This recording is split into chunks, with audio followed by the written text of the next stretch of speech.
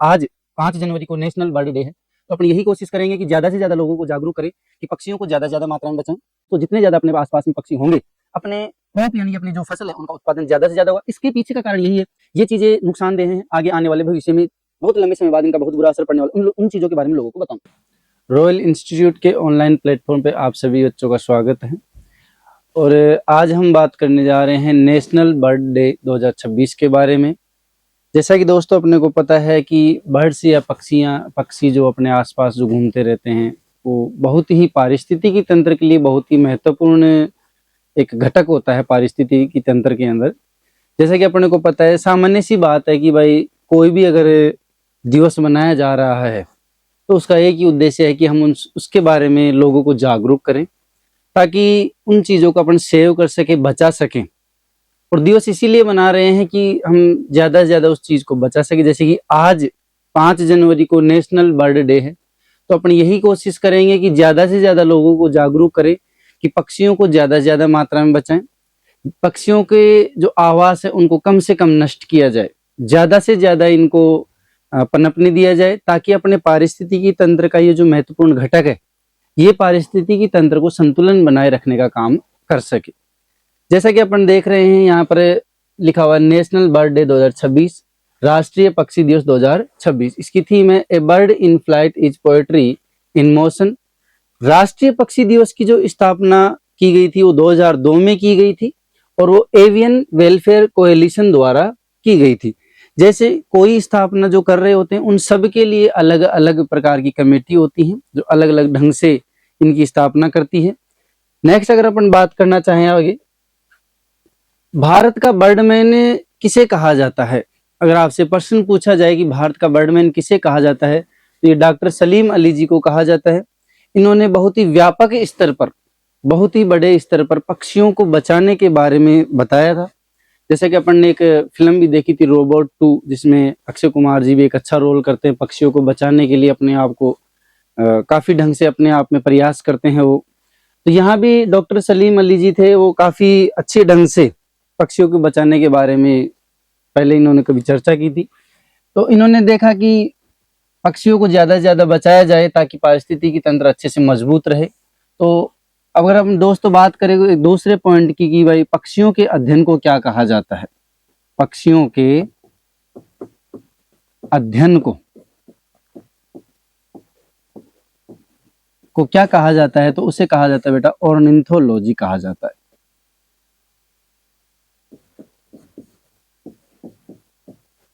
पक्षियों के अध्ययन को ऑर्निथोलॉजी कहा जाता है। तो ऑर्निथोलॉजी के बारे में जो अच्छे से जिन्होंने जानकारी दी वो डॉक्टर सलीम अली जी थे। नेक्स्ट अगर अपन बात करें पक्षियों की महत्वपूर्ण भूमिका अपने पारिस्थितिकी तंत्र में क्या है, अपन बिल्कुल अगर छोटी सी गांव की बात करें तो अपन जैसे बचपन में पापा के साथ, घर वालों के साथ खेत में जाया करते थे। जब खेत में जुताई हो रही होती यानी कि टिल्लेज प्रोसेस जो हो रही होती थी उस समय जाते थे, तो जो ट्रैक्टर चलता था और उसके पीछे जो हल होते थे उनके पीछे अपन देखते थे या तो बगुले होते थे, छोटी छोटी चिड़ियाएं हुआ करती थी, छोटे छोटे पक्षी हुआ करते थे अलग अलग तरीके के, जो कि खेत में से कुछ चुग रहे होते थे। तो अपन घर वालों को सामान्य सी बात में मेरी बात करूँ तो मैं यही पूछता था कि पापा ये क्या कर रहे हैं, तो पापा यही कहते थे कि बेटा ये छोटे छोटे कीटों को खा रहे हैं। तो वो बात अब समझ में आती है कि वो कीट हानिकारक कीट थे, या तो वो कीट था खुद वयस्क था, या वो कीट के लार्वा थे जो कि चल रहे थे, तो उन पक्षियों को जैसे दिखते थे वो उनको खा जाते थे। तो इससे क्या होता था कि खेत में जो हानिकारक जो कीट हुआ करते थे वो नष्ट हो जाते थे और अच्छे से उत्पादन देता था अपना खेत, अच्छा प्रोडक्शन वहां पे अपने को देखने को मिलता था। इस तरीके से पहला पॉइंट यहाँ पे लिखा हुआ पारिस्थितिक संतुलन को बनाना। अपने को अच्छे से पता, अपन इकोसिस्टम पढ़ते हैं, इकोलॉजी पढ़ते हैं, तो उसके अंदर फूड चेन होती है कि भाई एक इंसेक्ट को पक्षी खा रहा होता है, पक्षी को बाज खा रहा होता है, अलग अलग ढंग से। जैसे फिर अब इंसान की बात करें तो पेड़ होते हैं, पेड़ जैसे मानव होता है, इस तरीके से फूड चेन, बहुत सारी फूड चेन होती है, यानी कि और एक जाल भी बन जाता है पूरा, फूड जाल जिसको अपन बोलते हैं। तो उसके अंदर देखते हैं कि पारिस्थितिकी संतुलन बनाने का जो काम करते हैं वहां भी पक्षी करते हैं। दूसरा है कि कीट नियंत्रण का यहाँ पे काम करते हैं। जैसे अभी मैंने बताया कि भाई छोटे छोटे जो हानिकारक जो कीट होते हैं उनको चुन चुन के खा जाते हैं। आप एक छोटी सी चीज महसूस करना अपने आसपास, जहां पक्षी ज्यादा होंगे अपने आसपास की जो पेड़ हैं वो ज्यादा हरे भरे अपने को दिखाई देंगे, उनके पत्ते भी अपने को एकदम सही दिखाई देंगे, ज्यादा छिद्रित पत्ते अपने को दिखाई नहीं देंगे। क्योंकि वहां पे जितने भी इंसेक्ट हैं उन सबको कौन खा जाते हैं बेटा, बर्ड्स यहाँ पे खा जाते हैं। इसके अलावा जैसे परागण की क्रिया भी की जाती है, अपन जैसे पढ़ते भी हैं कि जैसे केले के अंदर, जैसे पाइनएप्पल में हमिंग बर्ड जो कि दुनिया का सबसे छोटा पक्षी माना जाता है, उसके माध्यम से परागण होता है। जैसा कि मैंने अभी आपको पिछली स्लाइड में बताया कि पक्षियों के अध्ययन को ऑर्निथोलॉजी कहते हैं। उसी तरीके से जैसे पक्षियों के माध्यम से अगर परागण की क्रिया हो रही है तो उसे ऑर्निथोफिली कहा जाता है। जैसे कि अभी अपन ने लास्ट स्लाइड में यहाँ पे देखा था कि ऑर्निथोलॉजी पक्षियों के अध्ययन को कहते हैं, और अगर पक्षियों के माध्यम से परागण की क्रिया होती है, पक्षियों के माध्यम से परागण की क्रिया होती है तो इसे ऑर्निथोफिली कहा जाता है, ऑर्निथोफिली कहा जाता है। ठीक, इस चीज को देखेंगे आप। ओके, तो अपन ने 3 यहाँ पे महत्वपूर्ण जो क्रियाएं थी वो देखी कि भाई पक्षियों की महत्वपूर्ण भूमिका क्या क्या रहती है। तो पहला रहता है कि पारिस्थितिकी संतुलन को बनाना, कीट का नियंत्रण करना और परागण की क्रिया करना। इसके आगे हम बात करें कि उद्देश्य क्या है, कि आज जो नेशनल बर्ड डे है उसका मुख्य उद्देश्य क्या है। तो दोस्तों हम बात कर रहे हैं, यहाँ पे लिखा हुआ कि विश्व स्तर पर पक्षी आबादी को प्रभावित करने वाली दीर्घकालीन संरक्षण चुनौतियों के बारे में लोगों को शिक्षित करना। हमें दिन ब दिन फर्नीचर वगैरह बनाने के लिए, घर में लकड़ी का सिस्टम में भी जो भी अपने लकड़ी यहाँ पे काम आ रही है, उसके लिए हम दिन ब दिन पेड़ों को ज्यादा से ज्यादा काटते जा रहे हैं। जंगलों के अंदर से होते हुए अपने सड़कें बना रहे हैं, तो वहां पे जो जंगली जो पशु पक्षी होते हैं उनके आवास को क्षति पहुंचती है। वे वहां से भगकर गांवों की तरफ आते हैं, गांव में उनको पकड़ा जाता है, या तो मार दिया जाता है या पकड़ लिया जाता है, चिड़ियाघर में डाल दिया जाता है। तो उससे क्या है कि उनकी आबादी धीरे धीरे कम हो रही है। आबादी कम होने के कारण इस पे पहला पॉइंट यही कह रहा है कि भाई पक्षी आबादी को प्रभावित करने वाली दीर्घकालीन संरक्षण चुनौतियों के बारे में लोगों को शिक्षित करना, लोगों को ज्यादा से ज्यादा बताना है कि भाई ये चीजें नुकसानदेह हैं, आगे आने वाले भविष्य में बहुत लंबे समय बाद इनका बहुत बुरा असर पड़ने वाला, उन चीजों के बारे में लोगों को बताना। पक्षियों के शोषण के बारे में जागरूकता बढ़ाना। काफी लोग होते हैं जो पशु पक्षियों को कैद करके भी रखते हैं, जैसे अपन जनरली सामान्यतः देखते हैं कि भाई 1 या 2, जैसे अपन पैरट की बात करें, तोते की बात करें, तो काफी लोगों के घरों के अंदर वो जो एक जाल में बंद होते, वो उस समय तो अपने को बहुत अच्छे लग रहे होते हैं, लेकिन इसका मतलब ये नहीं है कि उनको हम पकड़ के रखें, उनको ज्यादा से ज्यादा खुला छोड़े। ज्यादा से ज्यादा इसके बजाय ये करें कि अपने आसपास के जो वातावरण है, आसपास से अपने जो खेत, अपने जो घर हैं, वहां पे ज्यादा से ज्यादा पेड़ लगाएं ताकि वो पक्षी वहां पे आके बैठे। तीसरा पॉइंट है वन्य जीवों के साथ सह अस्तित्व को बढ़ाना, कि वह जो वन्य जीव हैं उनके आवास को क्षति ना पहुंचा के उनके आवास को बढ़ावा देना। पक्षियों की आबादी को नुकसान पहुंचाने वाली मानवीय गतिविधियों को कम करना। वही बात जो पहले पॉइंट में मैंने बताया आपको कि भाई अपन जंगलों में से होकर सड़कें निकाल रहे हैं, घर बना रहे हैं, पहाड़ों को काट रहे हैं। इस तरीके से क्या है कि उनके आवास, जो उनका प्राकृतिक जो आवास है, उनमें बहुत ज्यादा क्षति देखने को मिलती है। नेक्स्ट बात करें, यहाँ पे कुछ प्रश्न अपने को दिए गए हैं जो कि नेशनल बर्ड डे के बारे में ही, इनका अपन थोड़ा सा विस्तार से वर्णन करेंगे। भारत के पक्षी मानव यानी कि बर्ड मैन ऑफ इंडिया के रूप में किसे जाना जाता है? पहला ऑप्शन है MS स्वामीनाथन, दूसरा है सलीम अली, तीसरा है वर्गीस कुरियन और चौथा ऑप्शन है डॉक्टर KL चड्ढा। अपन यहाँ पे एक एक जो ऑप्शन है उनके बारे में थोड़ी थोड़ी बातें करेंगे। डॉक्टर MS स्वामीनाथन जी हैं, अपने को अच्छी तरीके से पता है कि अपने भारत के अंदर, अपने भारत में हरित क्रांति के जनक किसके बेटा? हरित क्रांति के यहाँ पर अपने जनक हैं। और हरित क्रांति के दौरान अपन ने देखा था कि 2 चीजों की जो 2 फसलें थी उनके महत्वपूर्ण उत्पादन वहां पे देखने को मिला था। पहला था चावल और दूसरे नंबर पे था वो था गेहूं बेटा।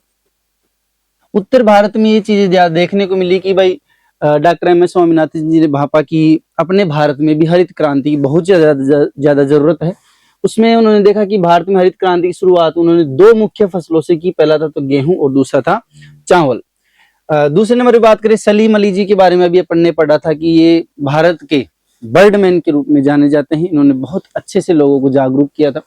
तीसरे नंबर पे है वर्गीस कुरियन। वर्गीस कुरियन के बारे में अच्छे से अपने को इस बात का पता है कि डॉक्टर वर्गीस कुरियन थे, वो श्वेत क्रांति के जनक थे। किसके थे बेटा? श्वेत क्रांति के जनक। श्वेत क्रांति अपने को अच्छे से पता है दुग्ध क्रांति से संबंधित है, दुग्ध क्रांति से संबंधित है। एक बात याद रखना कि जैसे जैसे ये क्रांतियां हुई, जैसे अपन बात करें श्वेत क्रांति, दुग्ध क्रांति लगभग 1996 तक चली थी। 1970 से 3 फेज में चली थी, 1995-96 तक चली थी। उसके बाद अपना इंडिया आज तक दूध उत्पादन में पहले नंबर पर है, विश्व में दुग्ध उत्पादन में पहले नंबर पर अपना इंडिया है। तो जो भी ये क्रांतियां चलती हैं तो बहुत अच्छा रहता है, इसमें उत्पादन बढ़ता है, देखने को मिलता है अपने को। 3 नंबर पे अपने हैं KL चड्ढा। डॉक्टर KL चड्ढा को जाना जाता है बेटा बागवानी से संबंधित है, यानी कि अपन बोल सकते हैं कि सुनहरी क्रांति के जनक इनको कहा जाता है, सुनहरी क्रांति का जनक, क्रांति का जनक इनको माना जाता है। अब देखो सुनहरी क्रांति में अपने को ज्यादातर जो देखने को मिला वो था फल उत्पादन, पोमोलॉजी से संबंधित ज्यादा थी सुनहरी क्रांति। तो जो सुनहरी क्रांति जब आई तो उसकी बदौलत भी आज अपना इंडिया पूरे विश्व में दूसरे स्थान पर है, क्षेत्रफल में और उत्पादन में दोनों में दूसरे स्थान पर। कुल फल व सब्जी उत्पादन के मामले में अगर बात करें पहले नंबर पे चीन, अगर कुल फल व सब्जी उत्पादन में बात करें तो भारत अपना दूसरे नंबर पे है बेटा, और पहले नंबर पे बात करें तो वो कौन है अपने पास में, चीन। तो यहाँ पर जो क्रांतियां आती है बेटा उनका उद्देश्य सही रहता है, क्रांतियां आना भी सही। फिर अगले बार बात करें अपन कि भारत में पक्षी दिवस कब मनाया जाता है। अभी अभी अपन ने बात किया था स्लाइड में पीछे, तो यहाँ पे ऑप्शन है 16 जुलाई, 26 नवंबर, 5 दिसंबर और 5 जनवरी। अगर अपन बात करें 16 जुलाई की तो अपने को अच्छे से पता है कि ICAR दिवस होता है। 16 जुलाई क्या होता है बेटा, ICAR दिवस के रूप में मनाया जाता है। 16 जुलाई 1929 को, कब बेटा, 16 जुलाई और 1929 को ICAR की स्थापना हुई थी। इसी के तहत अगर अपन बात करें जैसे 16 जुलाई 1929 है, इसके अलावा 1905 में अपने IARI की स्थापना हुई थी। 26 नवंबर की बात करें तो यहाँ पर अपने विश्व का ना होके अपने भारत का नेशनल मिल्क डे मनाया जाता है बेटा, नेशनल मिल्क डे, जो कि अपने पिछली वाली स्लाइड में बात की थी कौन, डॉक्टर वर्गीस कुरियन, इनके जन्मदिन पर मनाया जाता है 26 नवंबर को नेशनल मिल्क डे। इसके अलावा तीसरे ऑप्शन की बात करें 5 दिसंबर को मनाया जाता है बेटा world soil day, world soil day. और 5 जनवरी की आज की अगर हम बात करें, अभी अपन ने पिछली स्लाइडों में पढ़ा था कि 5 जनवरी को मनाया जाता है पक्षी दिवस। तो इस वाले प्रश्न का जो राइट ऑप्शन हो जाएगा बेटा 4 नंबर। और पिछले वाले की अगर अपन बात करें, यहाँ अपन बात भी कर चुके, मानव पक्षी मानव के रूप में किसे जाना जाता है बेटा, डॉक्टर सलीम अली। तीसरे पॉइंट की बात करें कि राष्ट्रीय पक्षी दिवस की स्थापना कब हुई थी। पहली ही स्लाइड की दूसरी या तीसरी लाइन अपने पास में यही थी। अपन और ऑप्शन की बात कर ले, 1929 में भी अभी अपन ने देखा ICAR की स्थापना हुई थी। 2002 में अपन ने देखा कि भाई नेशनल बर्ड डे मनाना शुरू हो गया था। 2002 में नेशनल बर्ड डे मनाना क्या होता बेटा, शुरू हो गया था, यानी राष्ट्रीय पक्षी दिवस मनाना क्या हो गया था, वहां पे शुरू हो गया था। 2005 की अगर अपन बात करें, यहाँ पे इस जो वाले जो क्वेश्चन का जो आंसर 2002 हो जाएगा। 2005 की बात करें, 2005 और 2006 की बात करें अपन, 2005-2006 की बात करें तो नेशनल हॉर्टिकल्चर मिशन की शुरुआत हुई।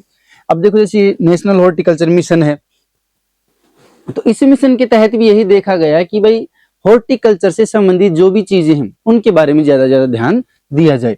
1905 की बात मैंने अभी बता दिया आपको कि भाई IARI की स्थापना यहाँ पे अपने को देखने को मिली थी।